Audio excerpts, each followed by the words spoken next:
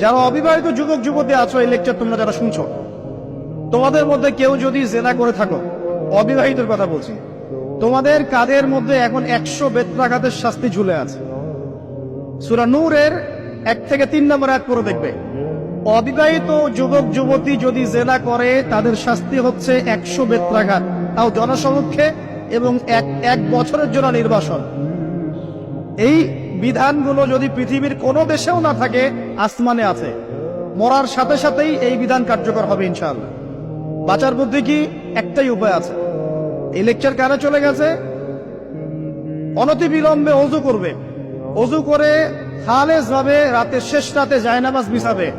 জায়নামাজ বিছিয়ে আল্লাহর সামনে দাঁড়িয়ে 2 রাকাত নামাজ পড়বে। পড়ে নিজের পাপের কথা স্মরণ করে চোখ দিয়ে দরদর করে পানি ফেলে দিবে। আল্লাহকে সিজদায় গিয়ে বলবে, আল্লাহ আমি জিনা করেছি, আমাকে মাফ করে দাও। আমার এই পাপের কথা কেউ জানে না, তুমি জানো, মাফ করে দাও। এই মাফ নেওয়ার পরে আবার ওই যার সাথে করেছেন ওর সাথে আবার লিঙ্ক আপ করার চেষ্টা করেন না। আসো আমরা জেনা করেছিলাম, আসো বিয়ে করে নেই, এটা সলিউশন না। জেনা করেছেন, আগে তওবা করে ফিরে আসতে হবে, তারপরে পুরো জীবন ইসলামিক লাইফ লিড করতে হবে।